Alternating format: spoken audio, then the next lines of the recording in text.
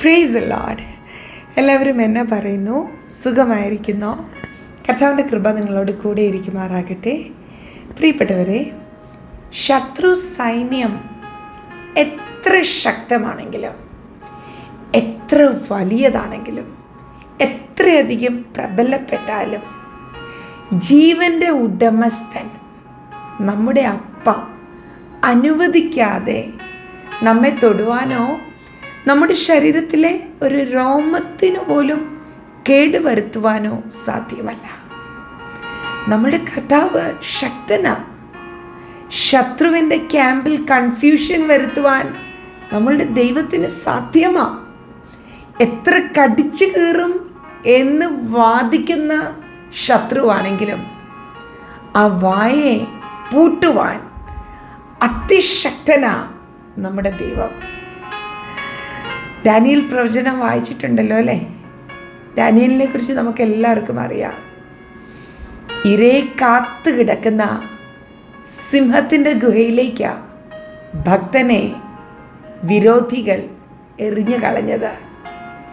പക്ഷേ ഭക്തൻ്റെ ശരീരത്തിലെ ഒരു മുടിക്കെങ്കിലും കേടുവന്നോ? വളരെ സുരക്ഷിതനായി ശത്രുവിൻ്റെ ഗുഹയിൽ താൻ വിശ്രമിച്ചില്ലേ? എൻ്റെ പ്രിയപ്പെട്ടവരെ, നിങ്ങളിപ്പോൾ പാർക്കുന്നിടം യോഗ്യമല്ലേ? ഭയന്നാണോ അവിടെ കഴിയുന്നത്? നിങ്ങൾ ഒത്തിരി പേടിയിലൂടെ ദിവസങ്ങളിൽ കടന്നു പോവുകയാണോ? ശത്രു തകർക്കുമെന്നാണോ ചിന്തിക്കുന്നത്? പരിശുദ്ധാത്മാവിൽ ഞാൻ ഒന്ന് പറയട്ടെ, ശത്രുവിൻ്റെ ക്യാമ്പിൽ ചെന്ന് പെട്ടാലും നിങ്ങൾക്കൊരു ദോഷവും സംഭവിക്കത്തില്ല. നിങ്ങൾ സുഖമായി വിശ്രമിക്കും. നിങ്ങളുടെ ജീവിതം സുഗമമായി മുന്നോട്ട് കൊണ്ടുപോകും. ഇങ്ങോട്ട് നോക്കിക്കേ, ഞാൻ നിങ്ങളോട് പരിശുദ്ധാത്മാവിൽ ആശ്രയിച്ച് സംസാരിക്കുന്നത്. ചുറ്റും വിരോധ ശക്തികളായിരിക്കാം, പ്രതികൂലമായിരിക്കാം, തകർക്കുമെന്നുള്ള വെല്ലുവിളികളായിരിക്കാം. പക്ഷേ നിങ്ങളോട് ദൈവത്തിൻ്റെ ആത്മാവിൽ ആശ്രയിച്ച് ഞാൻ പറയട്ടെ, നിങ്ങൾക്കൊരു കേടും സംഭവിക്കത്തില്ല. ഒരു കേടും സംഭവിക്കത്തില്ല.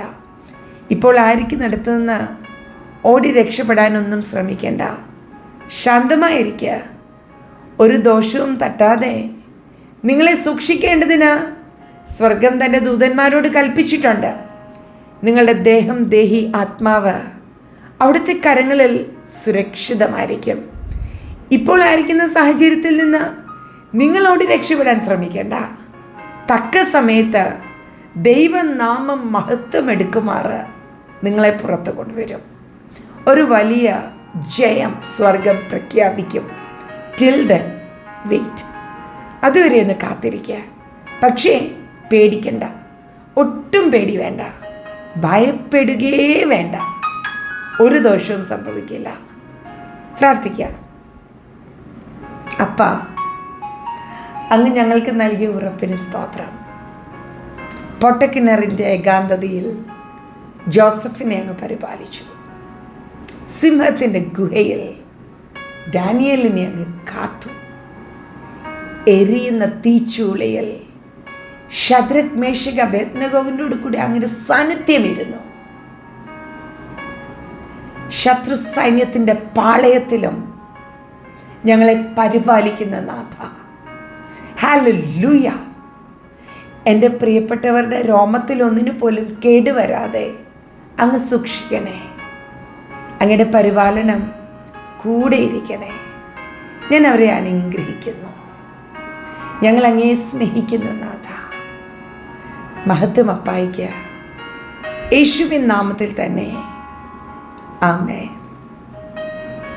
പ്രിയരെ, ശത്രുവിൻ്റെ മുമ്പാകെ നിങ്ങളെ സൂക്ഷിക്കുക മാത്രമല്ല, അവരുടെ മുമ്പിൽ മേശയൊരുക്കി നിങ്ങളെ മാനിക്കുവാനും ദൈവം ശക്തനാ.